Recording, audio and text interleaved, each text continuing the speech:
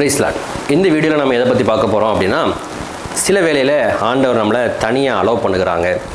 ஏன் நம்மளை தனியாக அலோவ் பண்ணுகிறாங்க அப்படின்னு நம்ம கேள்வி கேட்டுட்டு இருக்கும் பொழுது, ஆண்டவர் இதுக்கு பின்னாக ஒரு 3 காரியங்களை நமக்கு வைத்திருக்கிறாங்க.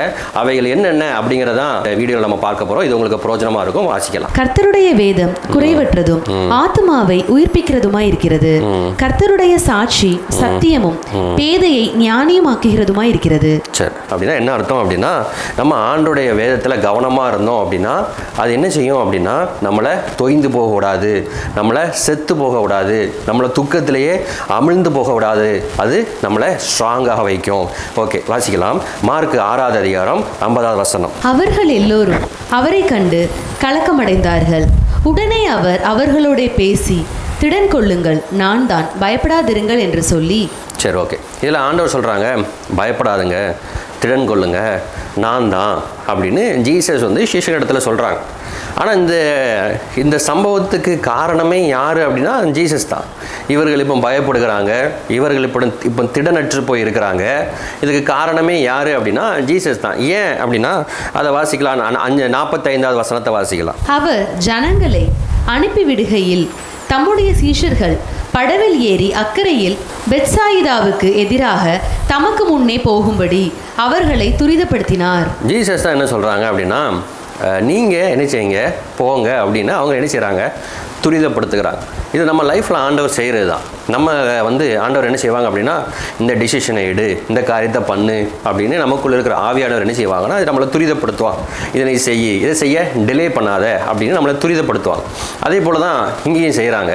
என்ன செய்கிறாங்க அப்படின்னா, சீஷர்களை ஆண்டவர் துரிதப்படுத்துகிறாங்க. நீங்கள் போங்க அப்படின்னு சொல்கிறாங்க. அப்படி ஆண்டவர் துரிதப்படுத்தி அவங்க போனது நிமித்தம் தான் அந்த போன டைமில் என்ன நடக்குது அப்படின்னா, என்னெல்லாம் நடக்குதுன்னு வாசிக்கிறோம். யோவான் 6வது அதிகாரம் 18வது வசனம். பெருங்காற்று அடித்தபடியினாலே கடல் கொந்தளித்தது. அவர்கள் ஏறக்குறைய 3 நாள் மைல். ஓகே, போதும். இதெல்லாம் போட்டிருக்கு, 2 காரியம் போட்டிருக்கு. பெருங்காற்று அடிக்குது, கடல் கொந்தளிக்குது அப்படின்னு போட்டிருக்கு. அப்போது இவங்க ஆண்டவருங்க தனியாக அனுப்புவதுனால இவங்க ஃபேஸ் பண்ணுகிற விஷயம் என்ன அப்படின்னா, பெருங்காற்றை என்ன செய்கிறாங்க, ஃபேஸ் பண்ணுறாங்க. கடல் என்ன செஞ்சிட்ருக்கு, கொந்தளிச்சிக்கிட்டு இருக்கு. ஆனால் ஜீசஸ் வந்தது என்ன நடக்குது? மார்க் 6வது அதிகாரம் 51வது வசனம். அவர்கள் இருந்த படவில் ஏறினார், அப்பொழுது காற்று அமர்ந்தது. சரி, 6:51 போட்டிருக்கு. ஜீசஸ் வந்ததுக்கப்புறம் என்ன நடந்து போச்சு அப்படின்னா, இந்த கடல் அமர்ந்து போச்சு. அடுத்து யோவான் 6வது அதிகாரம் 21வது வசனம். யோவான் 6:21, மத்தேயு 14:33. அப்பொழுது அவரை படவில் ஏற்றிக்கொள்ள மனதாயிருந்தார்கள். உடனே படவு அவர்கள் போகிற கரையை பிடித்தது. சரி, முதல்ல பார்த்தோம், மார்க் 6:51 பார்த்தோம், காற்று அமர்ந்தது என்று வாசிக்கிறோம். அதுக்கு யோவான் 6:21 வாசிக்கிறோம், உடனே படகு அவர்கள் போகிற கரையை பிடித்தது அப்படின்னு வாசிக்கிறோம். மத்தேயு 14:34. பின்பு அவர்கள் கடலை கடந்து கெனாசரேத் நாட்டில் சேர்ந்தார்கள். ஓகே, இதில் போட்டிருக்கு, பின்பு அவர்கள் கடலை கடந்து கெனசரேத் நாட்டை சேர்ந்தார்கள், அந்த பட்டணத்தில் சேர்ந்துட்டாங்க அப்படின்னு போட்டிருக்கு.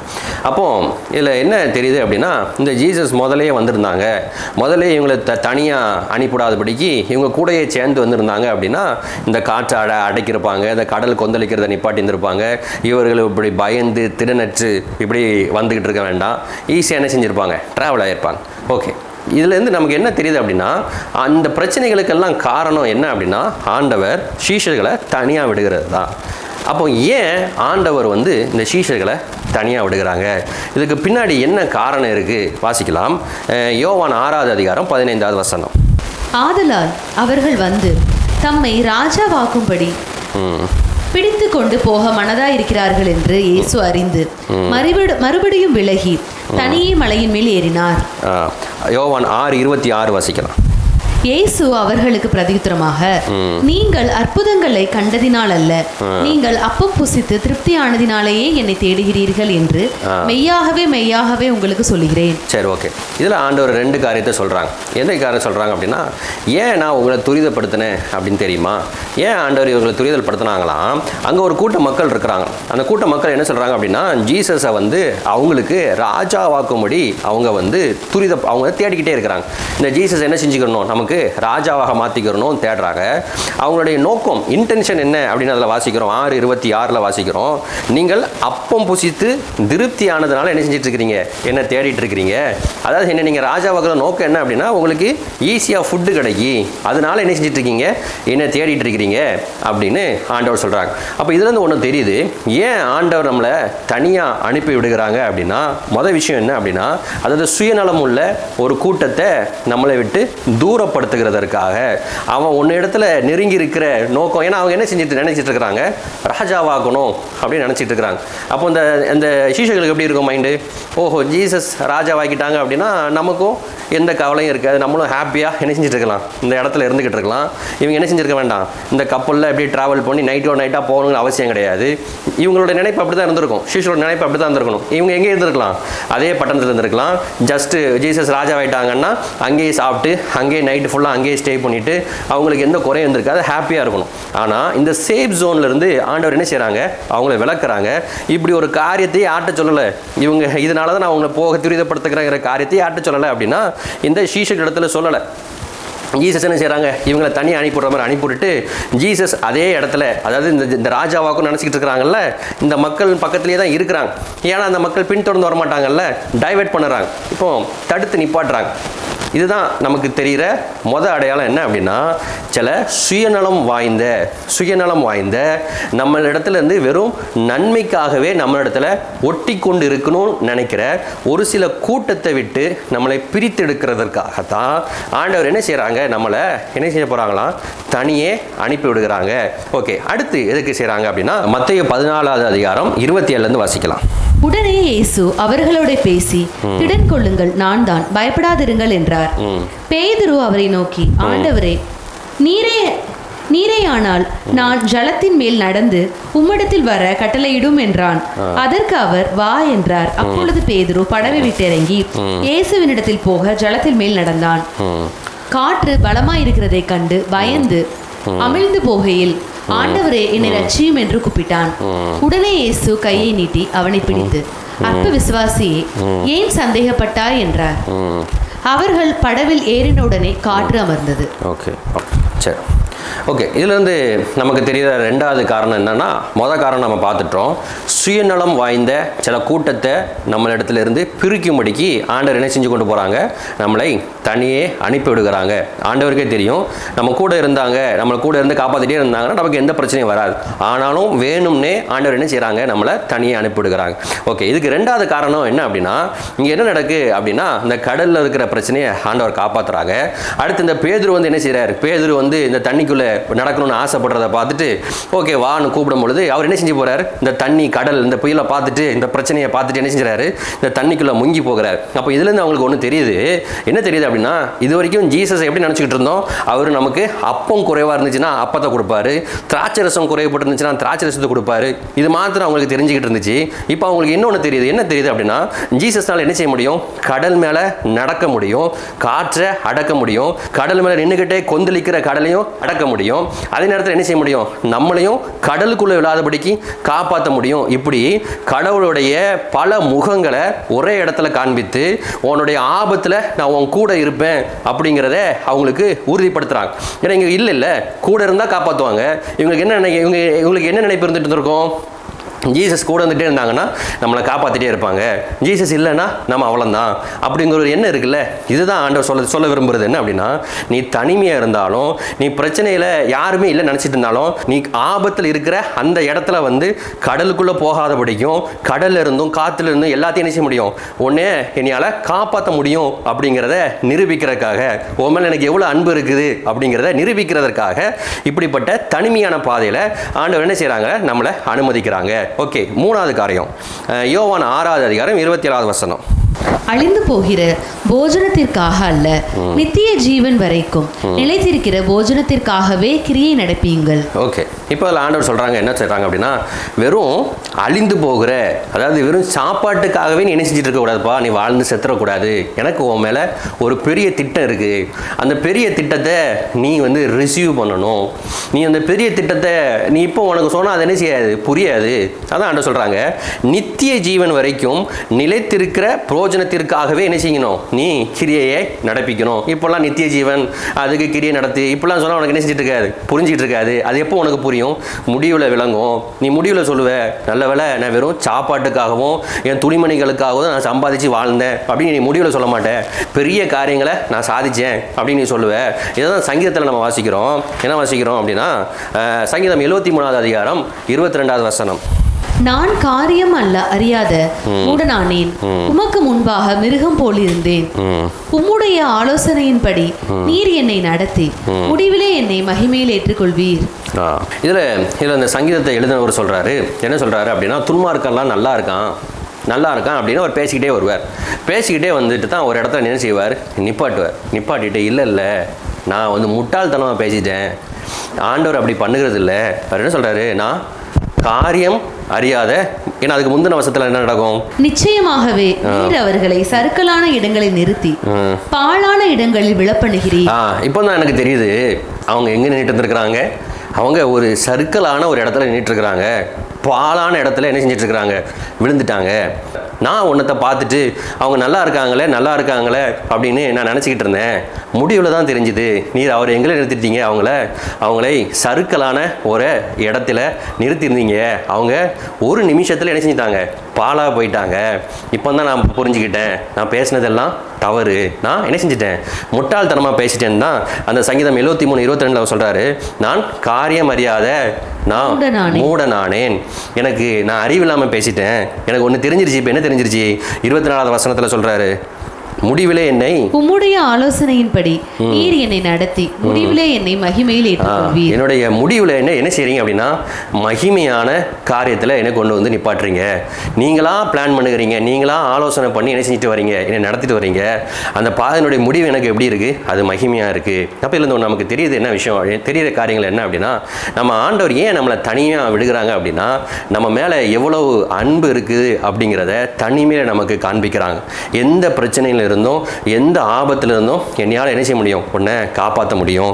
அடுத்து என்ன செய்கிறாங்க, சில தவறான மனிதர்களை, சில சுயநலமான மனிதர்களை நம்ம இடத்தில் சேர்ந்துடக்கூடாது, அவர்கள் கூடயே லைஃப் ட்ராவலாகவே நம்ம காலங்களை அழிச்சிடக்கூடாது அப்படிங்கிறதுக்காக சில சுயநலமான மனிதர்கள் நம்ம இடத்துல பிரிக்கிறாங்களாம்.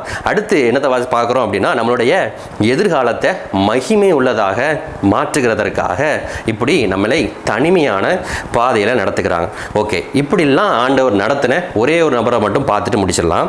ஆதியாகமம் 28வது அதிகாரம் 15வது வசனம். நான் உன்னோட இருந்து நீ போகிற இடத்திலெல்லாம் உன்னை காத்து இந்த தேசத்துக்கு உன்னை திரும்பி வர பண்ணுவேன், நான் உனக்கு சொன்னதை செய்யும் அளவும் உன்னை கைவிடுவதில்லை என்றார். ஓகே, யாக்கோபு தனிமையாக இருக்கும்போது இந்த வார்த்தை ஆண்டவர் என்ன சொல்கிறாங்க, என்ன சொல்கிறாங்கன்னா, நான் என்ன செய்வேன், உன் கூட இருப்பேன், நீ போகிற இடத்தில் எல்லாம், நீ எங்கெங்கெல்லாம் போறியோ அந்த இடத்துல எல்லாம் என்ன செய்வேன், நான் உன்னை காப்பேன். அடுத்து என்ன சொல்கிறாங்க, நான் உனக்கு சொன்னதை செய்யும் அளவும் என்ன செய்ய மாட்டேன், உன்னை கைவிடவில்லை அப்படின்னு ஆண்டவர் சொல்கிறாங்க. ஆனால் ஆண்டவர் இந்த யாக்கோபுடத்தில் பேசியிருக்கிறாங்க, ஒரு வார்த்தை பேசியிருக்கிறாங்கல்ல, இதே மாதிரி இந்த யாக்கோபும் நிறைய சத்தங்களை கேட்டிருக்கிறார். அதையும் வாசிக்கலாம். ஆதியாகமம் 27வது அதிகாரம் 41, அதுக்கப்புறம் 27, 44, 29, 14. யாக்கோபை தன் தகப்பன் ஆசீர்வதித்தது நிமித்தம் ஏசா யாக்கோபை பகைத்து, என் தகப்பனுக்காக துக்கிக்கும் நாட்கள் சீக்கிரமாய் வரும், அப்பொழுது என் சகோதரனாகிய யாக்கோபை கொன்று போடுவேன் என்று ஏசா தன் இருதயத்திலே சொல்லிக் கொண்டான். உன் சகோதரனுடைய கோபம் தனியும் மட்டும் சில நாள் அவனிடத்திலே இரு. அப்பொழுது லாபான், நீ என் எலும்பும் என் மாம்சமானவன் என்றான். ஒரு மாதம் வரைக்கும் யாக்கோபு அவனிடத்தில் தங்கினான். ஓகே, போதும். இதில் நம்ம ஒரு 3 வசனத்தை வாசித்தோம்ல, இந்த 3 வசனமும் யாக்கோபனுடைய லைஃப்பில் சம்மந்தப்பட்ட 3 நபர்களுடைய வார்த்தைகள். முதலாவது வார்த்தையை வாசிக்கிறோம், ஆதியாகமம் 27வது அதிகாரம் 41வது வசனத்தில் வாசிக்கிறோம். அவனுடைய சகோதரன் சொல்கிறார், என்ன சொல்கிறார் அப்படின்னா, என் சகோதரனே யாக்கோபை நினைச்சுவேன், நான் கொன்று போடுவேன், அவனை எங்கள் அப்பாவுடைய நாட்கள் சீக்கிரம் வரும். அவருடைய இமேஜினேஷன் இப்படி நடக்கும். என்ன நடக்கும், எங்கள் அப்பா சீக்கிரம் இறந்துருவாங்க, அதுக்கப்புறம் நினைச்சுவேன் நான் யாக்கோபை கொன்று போடுவேன்னு அவர் ஒரு ஸ்டேட்மெண்ட் கொடுக்குறாரு. அடுத்து அவங்க அம்மா சொல்கிறாங்க, 27வது அதிகாரம் 44வது வசனத்தில் அவங்க அம்மான்னு சொல்கிறாங்க, நீ கொஞ்ச நாள் எங்கே இரு, நீ உன்னுடைய மாமா வீட்டில் இருப்பா, நான் என்ன செஞ்சிடறேன், உன்னை சில நாட்களுக்குள்ள நான் என்ன செஞ்சிட்டேன், உன்னை கூட்டி கொண்டு வர்றேன் அப்படின்னு அவங்க அம்மா சொல்கிறாங்க. அடுத்து 14, 29, 14 வாசிக்கிறோம். என்ன வாசிக்கிறோம் அப்படின்னா, அவனுடைய மாமா யார், இந்த யாக்கோபனுடைய மாமா என்ன சொல்கிறாங்க அப்படின்னா, நீ என் எலும்பின் எலும்பும் என் மாம்சமும் மாணவன் அப்படின்னு அவனை சொல்கிறாங்க. ஓவராக புகழ்ந்து காட்டுறாங்க. இந்த மாமா ஓவராக புகழ்ந்து காட்டுறதுக்கு காரணம் என்ன அப்படின்னா, இவரை யார் நம்பிக்கிட்டு இருக்கிறாங்க அப்படின்னா, யாக்கோபனுடைய அம்மாவும் நம்புகிறாங்க, யாக்கோபுடைய அப்பாவும் நம்புகிறாங்க. அதனால தான் யாக்கோபுடைய அம்மா என்ன சொல்கிறாங்க அப்படின்னா, நீ போய் எங்கே போயிரு, லாபான் இடத்துல இரு அப்படின்னு சொல்கிறாங்க. அடுத்து அவங்க அப்பாவை தான் சொல்கிறாரு. அப்போ இவங்களுக்கு ரெண்டு இதுக்கு ஒரு நம்பிக்கை இருக்குது. என்ன நம்பிக்கை இருக்குது? அவங்க அம்மாவுக்கு, யாக்கோபுடைய அம்மாவுக்கு ஒரு நம்பிக்கை இருக்குது. என்ன நம்பிக்கைன்னா, யாக்கோபுடைய மாமா என்ன செஞ்சுப்பார், யாக்கோபை நல்லா பார்த்துப்பாரு அப்படின்னு அவங்க அம்மாவுக்கு நம்பிக்கை இருக்குது, ஈசாக்குக்கு நம்பிக்கை இருக்குது. ஓகே, ஆனால் இதுதான் ஆண்டவர் என்ன செய்கிறாங்க அப்படின்னா, இந்த மாதிரி சூழ்நிலைகளை தான் தனிமையான பாதைகளை நம்ம லைஃப்பில் அனுமதிக்கிறாங்க. யார் நம்மளை உண்மையாக நேசிக்கிறாங்க அப்படிங்கிறத ஆண்டவர் தெரியப்படுத்துகிறதற்காக, சில தவறான மனிதர்களை நம்மளை விட்டு துரத்துகிறதற்காக ஆண்டவர் என்ன செய்கிறாங்களா, நம்மளை தனிமையான பாதைகளை நடத்துகிறாங்க அப்படின்னு நம்ம பார்த்தோம். இங்கே ஒன்றதை வாசிக்கிறோம். அவருடைய சகோதரர் சொல்கிறார், நான் நினச்சுவேன் உன்னை கொண்டு போடுவேன். அவங்க அம்மா சொல்கிறாங்க, சில நாட்களுக்குள்ளே உன்னை காப்பாற்றுவேன். அடுத்து அவங்க அப்பா சொல்கிறாங்க, நீ வந்து மறுபடியும் லாபான இடத்துல போ. இப்படிலாம் நம்ம வாசிக்கிட்டே இருக்கோம். ஆனால் இந்த இந்த ட்ராவலுடைய முடிவில் என்ன நடக்குது அப்படின்னா, அவங்க அம்மாவும் என்ன செய்யலை, சில நாளுக்கு அப்புறம் அவரை கூப்பிடலை. அவங்க சகோதரன் சொன்ன மாதிரியும் என்ன செய்யலை, அவனை கொண்டு போடலை. அவங்க அப்பா சொன்னாங்கல்ல, அவங்க அம்மா சொன்ன மாதிரியும் யார் நல்லவர் கிடையாது, இந்த லாபான் நல்லவராக கிடையாது. அவரை தன்னுடைய சுயநலத்துக்காக என்ன செஞ்சுக்கிட்டாரு, அவரை யூஸ் பண்ணிக்கிட்டார். யாக்கோபு கேட்கல, எனக்கு வந்து உங்கள் மகளுடைய 2 மகள் எனக்கு கெட்டு வைங்க அப்படின்லாம் யாக்கோபு கேட்கல. யாக்கோபு ஒரே ஆளை தான் நேசிச்சார், ஒரே ஒரு பொண்ணை தான் நேசிச்சார். அந்த பொண்ணை தான் எனக்கு கெட்டி வைங்கன்னு கேட்டார். ஆனால் இவங்க தான் என்ன செஞ்சிட்டாரு, பிளான் பண்ணி அவனை எனக்கு அடிமையாக இருக்கணும், எனக்கு வேலை பார்க்குற எனக்கு ஆள் வேணும் அப்படிங்கிறதுக்காக அவனை வேலை பார்க்க வச்சு அவனை பேரையும் கெடுத்து எல்லாத்தையும் கொலாப்ஸ் ஆகிக்கிட்டு இப்போ என்ன நடக்குது, 31வது அதிகாரம் 1-2 வசனம், ஆதியாகமம் 31:1-2. பின்பு லாபானுடைய குமாரர், எங்கள் தகப்பனுக்கு உண்டானவைகள் யாவையும் யாக்கோபு எடுத்துக்கொண்டான் என்றும், எங்கள் தகப்பனுடைய பொருளினாலே இந்த செல்வத்தை எல்லாம் அடைந்தான் என்றும் சொன்ன வார்த்தைகளை யாக்கோபு கேட்டான். லாபானின் முகத்தை யாக்கோபு பார்த்தபோது அது நேற்று முந்தைய நாள் இருந்தது போல இராமல் வேறுபட்டிருக்கிறதை கண்டான். வேறுபட்டுடுச்சு, முகம் வேறுபட்டுடுச்சு. இதுதான் ஆண்டவர் என்ன செய்கிறாங்க, நமக்கு காண்பிக்க விரும்புகிறாங்க. ஒரு கூட நினச்சிட்டு இருக்கீங்களா, நீங்கள் நினச்சிட்டு இருக்கீங்களா இவங்க நல்லவங்க அப்படின்னு நினச்சிட்டு இருக்கீங்களா? அவங்க குடும்பமே நினச்சிட்டு இருக்குது. யார் நல்லவங்க? இவங்க அப்பா அவங்க நினைக்கிறாங்க, இவங்க அம்மா நினைக்கிறாங்க நல்லவங்க நினச்சிட்டு இருக்கிறாங்களே.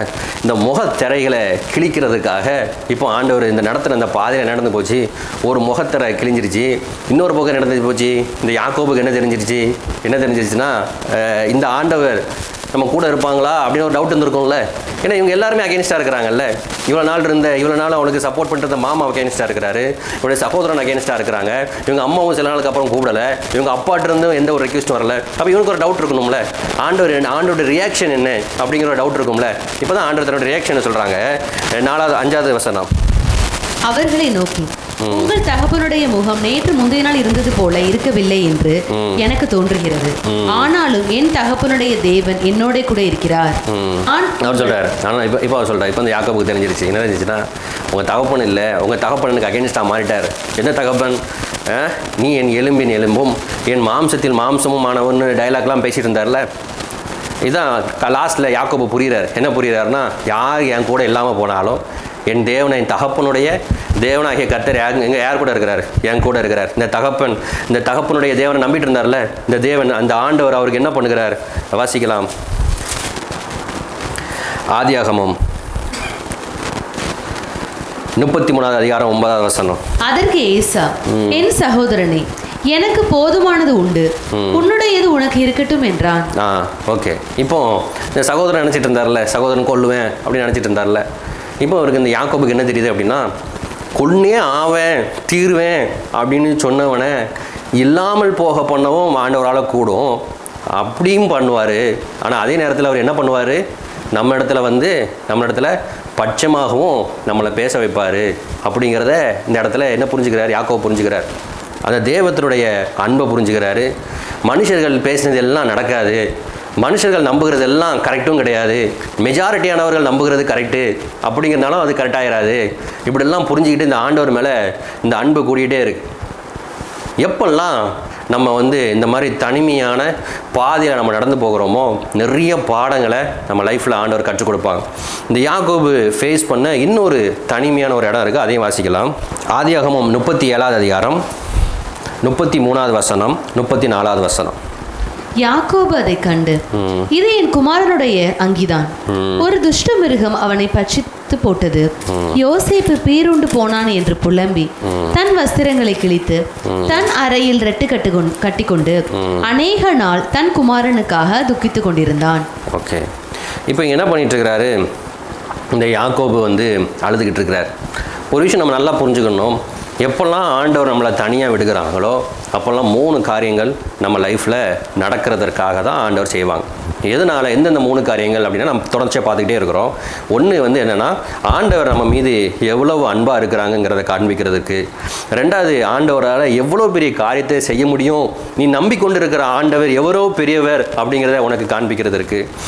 சில நம்ம நல்ல மனிதர்கள் அப்படின்னு நம்ம நம்பிக்கொண்டிருக்கிற சில மனிதர்கள், அவர்கள் ஓம் பார்வையில் நல்லதாக தெரியுறாங்க, ஆனால் அவங்களுடைய கேரக்டர் உண்மையாக நல்ல குணங்கள் கிடையாது. அதனால் நான் அவர்களை உன்னை விட்டு பிரிக்கிறேன் அப்படிங்கிற அந்த ப்ராசஸுக்காகவும், கடைசியில் முடிவில் உன்னை ஒரு மகிமையான இடத்துல உன்னை கொண்டு போய் சேர்க்கிறதற்காக தான் இந்த மாதிரி தனிமையான பாதையில் ஆண்டவர் அனுமதிக்கிறாங்க.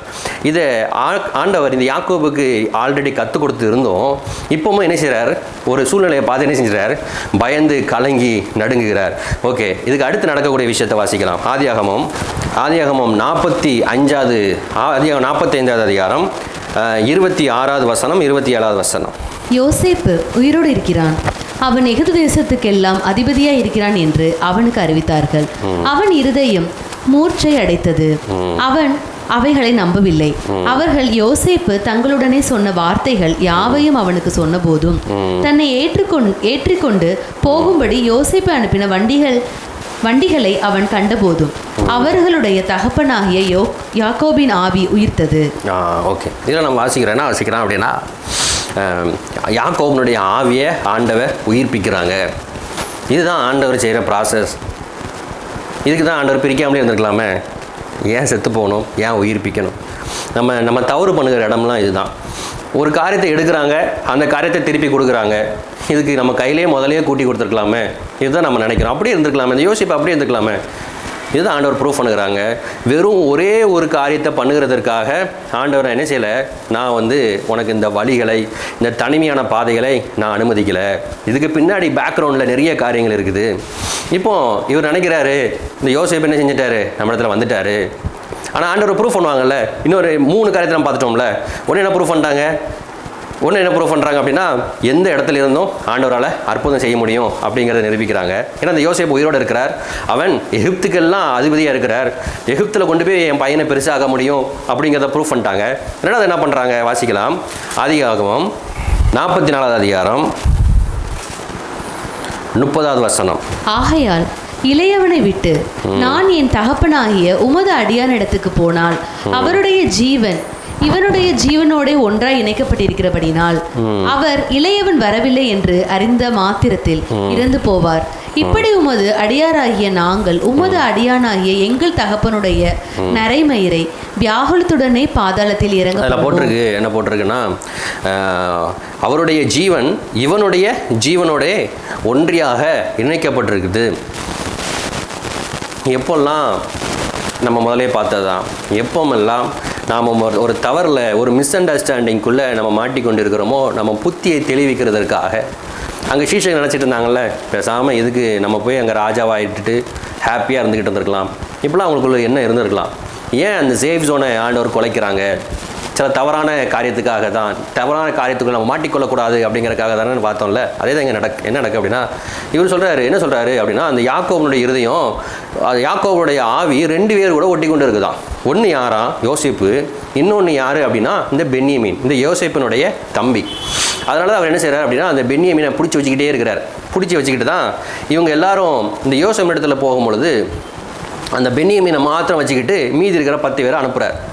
10 பேர் அனுப்பும்போது, ஐயோ பென்யமீனும் கூட்டு போகிறீங்களே, எனக்கு என்னால் என்ன செய்ய முடியாது, உயிரோடு இருக்க முடியாது அப்படின்னா அவங்க 10 சகோதரன்னு சொல்லிட்டு இருக்கிறாங்க. 10 சகோதரர்கள் சொல்கிறாங்க அப்படின்னா எங்கள் தகப்பனுடைய ஆவி யார் கூட ஓட்டிக்கிட்டு இருக்குது? யோசப்பு கூடயும் யோசனுடைய தம்பியாகிய இந்த பென்யமீன் கூடயும் ஓட்டிக்கிட்டு இருக்கு இப்படின்னு சொன்னாங்க. ஆனால் இந்த பாதையில் ஆண்டவர் கூட நடந்து தனிமையில் இருந்து ஆண்டவர் கூட ரிலேஷன்ஷிப் நெருங்கி கடைசியில் யாக்கோபு ஒன்று புரிந்து கொள்கிறார். ஒவ்வொருத்தருடைய குணாதிசயங்களையும் புரிந்து கொள்கிறார். வாசிக்கலாம் ஆதியாகமம் 49வது அதிகாரம் 27வது வசனம். பென்யமீன் பீறுகிற ஓனாய், காலையில் தன் இரையை பட்சிப்பான், மாலையில் தான் கொள்ளையிட்டதை பங்கிடுவான் என்றான். இவர்கள் எல்லோரும் இஸ்ரவேலின் 12 கோத்திரத்தார். அவர்களுடைய தகப்பன் அவர்களை ஆசீர்வதிக்கையில் அவர்களுக்கு அடுத்து 33 யாக்கோபு தன் குமாரருக்கு கட்டளையிட்டு முடித்த பின்பு. ஓகே, போதும். இதுல தெளிவாக தெரியுது யாக்கோபு கடைசியாக பேசுகிற வார்த்தைகள். யாக்கோபு கடைசி என்ன பேசி முடிக்கிறார் தெரியுமா? என்ன பேசி முடிக்கிறாராம்? பென்யமீன் பீறுகிற ஓனாய். ஒரு வார்த்தை தான் சொல்கிறார் பென்யமீனை குறித்து. அவன் யார்? அவன் பீறுகிற ஓனாய். காலையில் தன் இரையை என்ன செய்வான்? பட்சிப்பான். மாலையில் தான் கொள்ளையிட்டதை பங்கிடுவான். அவன் ஒரு பீறுகிற ஓனாய். ஆனால் இதே யாக்கோபு பென்யமீனோட உயிரும் இவர் உயிரும் ஒட்டி கொண்டு இருக்குன்னு சொல்லிட்டு இருந்தார்ல, இப்போ தான் ரிவீல் பண்ணுறார். இதுதான் ஆண்டவர் செய்கிறது. நம்ம தனியாக நடக்கிறதுக்கு காரணம் என்னென்னா, ஆண்டவருக்கும் நமக்கும் ரிலேஷன்ஷிப்பை பில்ட் பண்ணி நான் எவ்வளோ பெரியவர் என்பதை காண்பிச்சு, நீ நினச்சிட்டு இருக்கிற தவறான மனிதர்களுடைய முக திரைகளை கிழித்து யார் எப்படின்னு காண்பிக்கிறதுக்காக தான் அந்த பாதையில் நடத்திக்கிட்டு இருக்கிறாங்க. இப்போ தான் அவர் பிலீவ் ஆகுறார், நம்புறாரு. என்ன நம்புறாருன்னா, அவன் யார், அவன் எப்படி இருப்பான், அவன் எதிர்காலத்தில் எப்படி இருப்பானா, அவன் பீறுகிற ஓனாயாக இருப்பான். ஏன்னா இந்த பென்யமீன் கோத்திரம் என்ன பண்ணுச்சு அப்படின்னா, நியாயாதிபதிகளை வாசிக்கிறோம். நியாயாதிபதிகளை ஒரு பெண்ணை 4 துண்டாக வெட்டி போடுறதுக்கு காரணம் யார் அப்படின்னா, இந்த பென்யமீன் கோத்திரம். டோட்டல் பென்யமீன் கோத்திரத்தை அழித்து வெறும் 400 பேரை மிச்சம் ஓடி போய் மிச்சம் இருப்பாங்க. இதுதான் அவங்களுடைய எண்டிங். ஓகே, இன்னொருத்தர் நம்பிட்டு இருந்தார்ல, யோசேப்பு. அதையும் வாசிக்கலாம். ஆதியாகமம் 49வது அதிகாரம் 9, 10, 11. யூதா பாலசிங்கம், நீ இரை கவர்ந்து கொண்டு ஏறி போனாய். என் மகனே, சிங்கம் போலும் கிளசிங்கம் போலும் மடங்கி படுத்தான். அவனை எழுப்புகிறவன் யார்? சமாதான கர்த்தர் வருமளவும் செங்கோல் யூதாவை விட்டு நீங்குவதும் இல்லை. நியாய பிரமாணிக்கன் அவன் பாதங்களை விட்டு ஒளிவதும் இல்லை. ஜனங்கள் அவரிடத்தில் சேருவார்கள். அவன் தன் கழுதை குட்டியை திராட்சை செடியிலும் தன் கோழிகை கழுதையின் குட்டியை நற்குல திராட்சை செடியிலும் கட்டுவான். திராட்சை ரசத்திலே தன் வஸ்திரத்தையும் திராட்சை பழங்களின் இரத்தத்திலே தன் அங்கியையும் தோய்ப்பான். ஓகே, இதில் அவர் சொல்கிற விஷயம் தான் முக்கியமான விஷயமா இருக்குது. அவர் என்ன அவருடைய யாக்கோபனுடைய இருதயத்தில் இருந்துகிட்டு இருந்தது 2 பேருக்கு தான் இம்பார்ட்டன்ஸ். இப்போ குணாதிசயங்களை ரிவீல் பண்ணதுக்கப்புறம் இப்போ என்ன சொல்கிறார் அப்படின்னா, யூதா யார்? அவன் ஒரு பாலசிங்கம் அப்படின்னு சொல்லிட்டு அவர் 10வது வசனத்தில் ஒன்று சொல்கிறார். என்ன சொல்கிறார் அப்படின்னா, சமாதான கர்த்தர் வருமளவும் செங்கோல் யூதாவை விட்டு நீங்குவதில்லை. அப்படின்னு என்ன அர்த்தம்? அப்படியே இப்போ செங்கோல் யார்கிட்ட இருக்குது? செங்கோல் யோசேப்பு இடத்துல தான் இப்போ செங்கோல் இருக்குது. அவர் தான் இப்போ ஆட்சி பண்ணிட்டு இருக்கிறார். இப்போ என்ன சொல்கிறார் அப்படின்னா, இந்த செங்கோல் அவனுடைய எல்லையில் இருக்க போகிறதில்ல. ஏன்னா ஆண்டவர் யார் அவருக்கு சித்தமாக பிரியமாக வாழ்கிறாங்க, அவங்க கையில் தானே அதிகாரங்களை கொடுப்பாங்க.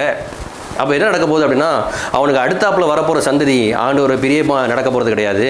யார் தான் பிரியமாக நடக்க போகிறா? இந்த யூதா தான் பிரியமாக நடக்க போகிறாரு. அதனால் என்ன செய்ய போகிறேன், இந்த செங்கோல் எங்கே தான் இருக்கும்? இந்த யூதாவுடைய கருத்தில் தான் இருக்கும். அதுவும் பிடுங்கப்பட்டு போகாது. எங்கே வரைக்கும் இருக்கும்?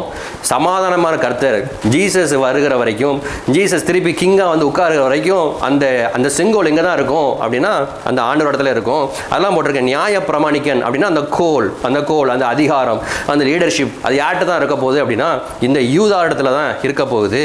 அதில் 11ஆம் வசனத்தில் போட்டிருக்கு, அவன் என்ன செய்வான்? தன் கழுதை குட்டியை திராட்சை செடியிலும் தன் கோழிக்கை கழுதைகளின் குட்டிகளை நற்குல திராட்சை செடியிலும் கட்டுவான். அப்படின்னு என்ன அர்த்தம் அப்படின்னா, கழுதை திராட்சை ரசத்தை குடிக்கும், கழுதை திராட்சை செடியை சாப்பிட்டுக்கிட்டு இருக்கோம் அப்படின்னா, இதைத்தான் நம்ம வாசித்தோம். தாவீது சாலமோன் இவங்க எதில் நடந்தாங்க அப்படின்னா, தங்கத்தில் நடந்தாங்க. தங்க படிகை கற்கட்டில் நடந்தாங்க. அவனுடைய செல்வத்தை அளவிடவே முடியாது அப்படின்னு நம்ம வாசித்தோம். இதெல்லாம் அவங்களாம் யார் அப்படின்னா, யூத கோத்திரம். இதுதான் ஆண்டவர் ரிவீல் பண்ணுறாங்க. என்ன பண்ணுறாங்க அப்படின்னா, நம்ம நினைக்கிற நபர்கள் தவறு. நம்ம நினச்சிக்கிட்டு இருக்கிறோம் இவங்கெல்லாம் கரெக்டு, இவங்கெல்லாம் இப்படி இப்படி அப்படின்னு இருக்கோம். இவங்க ஒரு ஸ்டேஜில் எப்படி மாறுவாங்கங்கிறது யாருக்கு தெரியும்? ஆண்டவருக்கு தெரியும். அதனால் நான் தனியாக நடந்துக்கிட்டு இருக்கிறேன், இந்த பாதையில் யாரும் இல்லை, ஏன் ஆண்டவர் நடத்துகிறாங்க இப்படின்னு ஒரு கேள்வியோடு கூட இருந்தீங்க அப்படின்னா நீங்கள் என்ன செய்யாதீங்க, கவலைப்படாதீங்க. உங்கள் கூட ஆண்டவர் இருக்கிறாங்க. ஆபத்தில் ஆண்டவர் எப்படி இருப்பாங்க? உங்களுக்கு துணையாக இருப்பாங்க. இதையெல்லாம் இந்த பாதையில் ஏன் உங்களை நடத்தி கொண்டு போகிறாங்க அப்படின்னா, பெரிய காரியங்களை செய்து நீ நினச்சிக்கிட்டு இருக்கிற இந்த ஆண்டவரால் இந்த மாதிரியான அற்புதம் தான் செய்ய முடியும்னு நினச்சிட்டு இருக்கிற. இல்லை, என்னையால் எவ்வளோ பெரிய அற்புதங்களை செய்ய முடியும், கடலிலும் எனக்கு கண்ட்ரோல் இருக்குது அப்படிங்கிறத உன் கண்ணு முன்னாடி காண்பிக்கிறதற்காகவும், நீ சில மனிதர்களை நம்பிக்கொண்டிருக்கிற, சில காரியங்கள் நம்பிக்கொண்டிருக்கிற, இதெல்லாம் தவறு, எதிர்காலத்தில் அவங்களாம் எப்படி மாறுவாங்க அப்படிங்கிறத உனக்கு காண்பிக்கிறதுக்காக தான், உன்னுடைய எண்டிங்கை மகிமையாக முடிக்கிறதுக்காக தான் இந்த பாதையில் உன்னை நடத்தி கொண்டு போகிறேன் அப்படின்னு ஆண்டவர் சொல்கிறாங்க. கண்கள் மூடி ஜெபிப்போம். தகப்பனே, ஸ்தோத்திரம், அந்த நாளுக்காக நன்றி. தகப்பனே, நீர் எங்களோடு கூட இருக்கிறீங்கப்பா. தகப்பனே, எந்த தனிமையான பாதைகளையும் தகப்பனே நாங்கள் இனி கேள்வி கேட்காதபடிக்கு தகப்பனே, ஆமேன், உங்களுடைய அன்பை நாங்கள் அனுபவிக்க உணர எங்களுக்கு உதவி செய்யுங்க. ஒரு நாளும் ஒருபோதும் எங்களை கைவிடாத தேவன் தகப்பனே, நாங்கள் வாசித்தோமே, ஆமேனப்பா, நீங்கள் சீஷர் கூட வராதிருந்தோம், அவர்கள் ஆபத்தில் மாட்டும் பொழுது ஓடி வந்து கை கொடுத்த எங்களுடைய தகப்பனே, எப்பொழுதெல்லாம் நாங்கள் ஆபத்தில் மாட்டுகிறோமோ தகப்பனே, நீங்கள் இல்லை எங்களோட தூரமாக இருக்கிறீங்கன்னு சொன்னாலும் தகப்பனே, ஆபத்தில் நாங்கள் வரும்பொழுது, நாங்கள் கூப்பிடும் பொழுது எங்கள் கரங்களை பிடிக்கிற எங்களுடைய தகப்பன், முடிவிலே எங்களை மகிமையாக முடி சூட்டுகிற தேவன். இந்த வீடியோவை பார்த்துக்கிட்டு இருக்கிற ஒவ்வொரு காரகம் ஜெபிக்கிற தகப்பனே, ஆமேன், ஆமேன், ஆமேன், அவருடைய துக்கங்கள் எல்லாவற்றையும் நீங்கள் மாற்றி தகப்பனே, கெட்ட மனிதர்களை அவ எல்லையிலிருந்து விரட்டி தகப்பனை முடிவிலே மகிமையால தகப்பனை அவர்களை மூட போகிற கிருபைகளுக்காக நன்றி. பொறுப்படுங்க, ஆளுகை செய்யுங்க, கனப்படுத்துங்க. இயேசு ஜெபிக்கிற நல்ல பிதாவே, ஆமேன், ஆமேன், ஆமேன்.